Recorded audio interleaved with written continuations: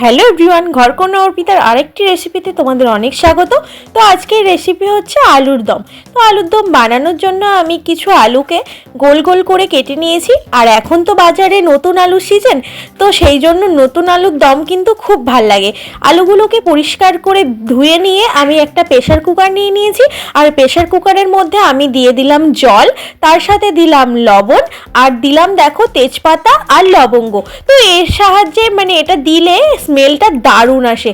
তারপর আমি একটা মিক্সিং জার নিয়ে নিয়েছি, একটা গোটা টমেটো দিয়ে দিলাম, আদা দিলাম, কাঁচা লঙ্কা দিলাম, আর দিলাম জিরে ধনে আর কিছুটা পোস্ত। আর তোমরা চাইলে এখানে কাজু বাদাম অ্যাড করতে পারো, কাজু থাকলে। তো আমি দিইনি, আমি এখানে জল দিয়ে ভালো করে একটা মিহি পেস্ট করে নিলাম।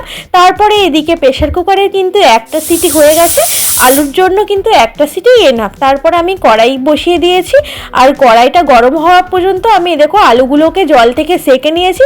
আর এই জলটা কিন্তু রেখে দিলাম, কেননা এই জলটা কিন্তু আমি পরে ব্যবহার করব। তারপরে আমি কড়াইতে সাদা তেল দিয়ে আলুগুলোকে উল্টে পাল্টে ভালো করে ভেজে নিলাম।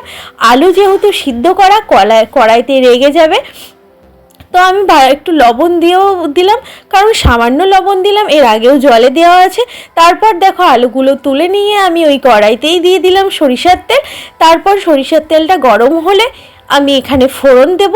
আর ফোড়নের জন্য আমি নিয়ে নিয়েছি তেজপাতা, শুকনো লঙ্কা, গোটা গরম মশলা আর 5 ফোড়ন। তো এটাকে ভালো করে কয়েক সেকেন্ড ভেজে নেওয়ার পর এই তেলে আমি ওই মশলাটা দিয়ে দিলাম, আর মশলার যে মিক্সিং জারের বাটি ধোয়া জলটাও দিয়ে দিলাম। তারপর এটাকে খানিকক্ষণ কষাবো। আর এই কষানোর সময় কিন্তু তোমাদেরকে নেড়েই যেতে হবে, কারণ পোস্ত দেওয়া, তাই জন্য কড়াইতে আটকে যেতে পারে। আমি এর মধ্যে অ্যাড করলাম চিনি আর লবণ, হলুদ। লবণটা আমি অবশ্য পরে দিয়েছি, তোমরা এই সময় দিতে পারো বা পরেও দিতে পারো। তো আমি একটু লঙ্কার গুঁড়ো দিয়ে দিলাম, যাতে একটু কালারটা আসে। কাশ্মীরি লঙ্কার গুঁড়ো হলে তো খুবই ভালো হয়, তো আমি নর্মাল লঙ্কার গুঁড়োই দিয়েছি ঝালের জন্য। তারপর আমি এখানে আলুগুলো দিয়ে দিলাম, সাথে আরও তেজপাতাগুলো ছিল, যে সমস্ত কিছু দেওয়ার পরে এবার ঝাক্কাস করে কষিয়ে নিয়ে কিন্তু আমি এর মধ্যে দিয়ে দিলাম ওই গরম জলটা, যেটা আমি তুলে রেখেছি।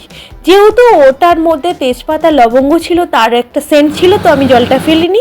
তারপরে আমি ঢাকনা দিয়ে একে দমে বসিয়ে দিলাম, কারণ এর সিদ্ধ যত সুন্দর হবে না, আলুগুলো খুব ভালো হবে। আর আমি এর মধ্যে অ্যাড করলাম ধনেপাতা। আর এই আলুগুলো কিন্তু পুরনো আলু নয় যে গলে যাবে, তো এই নতুন আলুর দম কিন্তু বেশ লাগে। তারপরে আমি এখানে গরম মশলা দিয়ে দিলাম। আর আমি আলুর দম দিয়ে খাওয়ার জন্য আমি এখানে লুচি রেডি করছি, তার জন্য আমি আটা ময়দা মেখে রেখেছিলাম। তারপরে আমি লুচিগুলো বেলে নিয়ে ভালো করে টুপো টুপো করে ভেজে নিলাম। তো গরম গরম লুচি আর সঙ্গে আজকে আলুর দম, সকালের ব্রেকফাস্টটা কিন্তু জাস্ট জমে যাবে। তো আমার লুচি করা হয়ে গেল, তো চলো এবার খাওয়া যাক। গরম গরম লুচি আর সঙ্গে আলুর দম,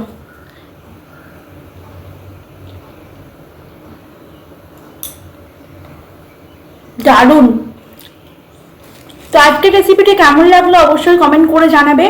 ভালো লাগলে লাইক করবে, শেয়ার করবে। আর আমার চ্যানেলে যারা নতুন, তারা চ্যানেলটিকে অবশ্যই সাবস্ক্রাইব করে দেবে।